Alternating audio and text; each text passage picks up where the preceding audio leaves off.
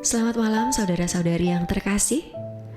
Sebelum tidur malam ini, saya Ibet Bingarsi akan berbagi renungan dari Pendeta Dr. Erastus Sabdono yang malam ini berjudul Hanya Ilmu Tentang Allah.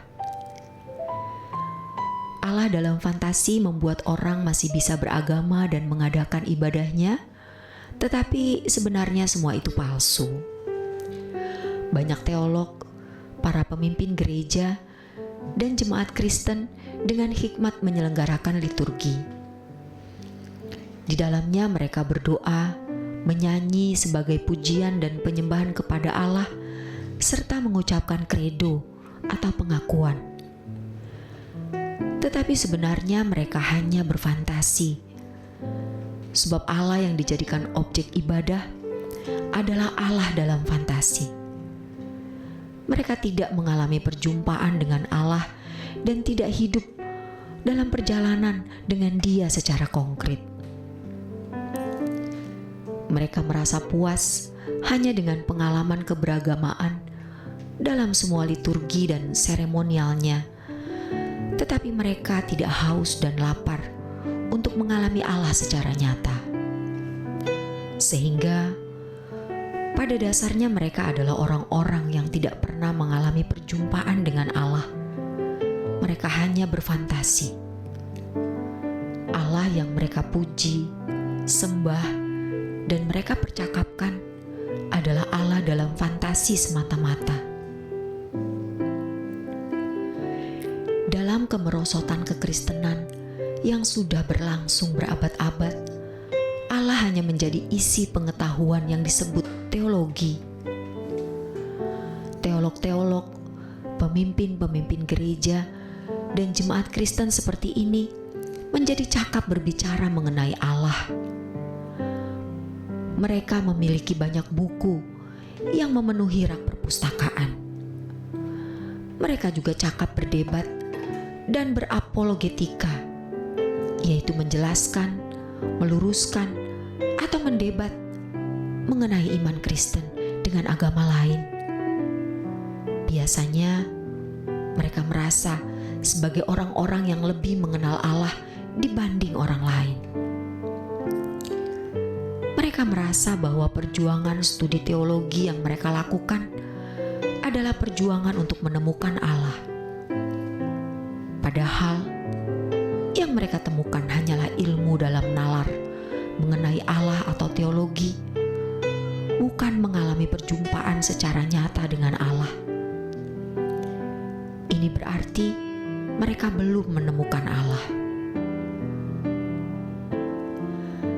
Mengemukakan hal ini bukan berarti keliru mempelajari Allah dalam konteks berteologi, mendiskusikan, mengkhotbahkan, dan menuliskannya menjadi buku-buku, serta menyusunnya dalam berbagai format sistematika teologi. Tentu hal ini tidak salah, bahkan menjadi panggilan semua orang percaya untuk melakukannya dengan maksimal. Hendaknya perjumpaan dengan Allah secara nyata tidak kita anggap sepele, tetapi harus kita pandang sebagai sesuatu yang mutlak dilakukan. Ini adalah suatu perjuangan nyata, sebab Dia adalah Allah yang hidup, Allah yang nyata, realitas di atas segala realitas. Hendaknya kita tidak menganggap bahwa menguasai teologi berarti sudah mengenal Allah. Mempelajari pengetahuan atau ilmu tentang Allah melalui berbagai media bukan sesuatu yang sulit. Semua orang dapat melakukannya dengan mudah, dengan mempertaruhkan sebagian hidupnya. Tetapi yang lebih berat adalah perjuangan untuk mengalami perjumpaan dengan Allah dan berjalan dengan Allah secara nyata. Sebab harga pertaruhannya adalah seluruh kehidupan.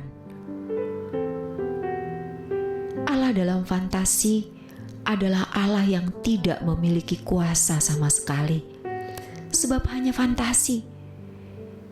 di mana tentu tidak membawa dampak yang sesuai dengan maksud keselamatan diberikan, atau tidak mengubah hidup secara proporsional. Allah dalam fantasi tidak membuat seorang Kristen mengalami perubahan kodrat guna mencapai maksud keselamatan diberikan. Tidak heran kalau banyak teolog, para pemimpin gereja, sampai jemaat tidak mengalami perubahan kodrat. Memang, secara usia, melalui perjalanan waktu, seseorang bisa lebih bertambah tenang, bertambah bijaksana, dan baik, yang disebut sebagai dewasa mental. Tetapi belum tentu itu merupakan sebuah perubahan kodrat menjadi seperti Yesus. Itulah sebabnya di dunia hari ini nyaris tidak kita temukan manusia yang semakin serupa dengan Yesus. Pada umumnya, para teolog, pemimpin gereja, dan jemaat Kristen masih hidup dalam kewajaran seperti manusia lain yang bukan umat pilihan. Kalau seseorang benar-benar berjumpa dengan Allah, ia bukan hanya memiliki pengetahuan teologi, melainkan juga mengalami perubahan hidup yang secara ekstrim, yaitu menjadi serupa dengan Yesus. Sekarang ini, ajakan menggunakan ukuran sempurna seperti Bapa atau serupa dengan Yesus hampir lenyap sama sekali.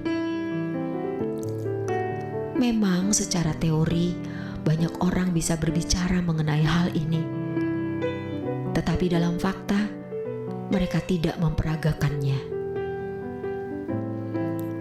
Seorang yang mengalami proses dikembalikan ke rancangan Allah semula, yaitu menjadi seperti Yesus atau mengalami perubahan kodrat, akan sangat tampak dalam seluruh perilakunya. Orang seperti ini sukar ditemukan cacat dan celahnya. Mereka mempertaruhkan hidup tanpa batas untuk kepentingan pekerjaan Allah dan merindukan kerajaan surga. Hidupnya akan menyengat orang-orang di sekitarnya, sehingga mereka juga mengalami perubahan. Idealnya, lulusan seminari atau sekolah tinggi teologi memenuhi kualifikasi tersebut. Kalau mereka hanya berbekal ijazah dengan segenggam ilmu tentang Allah atau teologi, berarti mereka melayani pekerjaan Allah yang hanya membuat orang bisa beragama seperti mereka. Seluruh pelayanannya, dari khotbah di mimbar, konseling, dan lain sebagainya, hanya merupakan transfer teologi kepada jemaat. Pelayan pastoral atau diakonia juga sama sekali tidak menggiring jemaat kepada keselamatan yang sejati. Sesungguhnya mereka tidak menjadi pelayan Tuhan, tetapi hanya menjadi pegawai gereja, pegawai sinode, dan pegawai seminari atau sekolah tinggi teologi. Hendaknya kita tidak menganggap bahwa menguasai teologi berarti sudah mengenal Allah. Demikianlah renungan malam kali ini.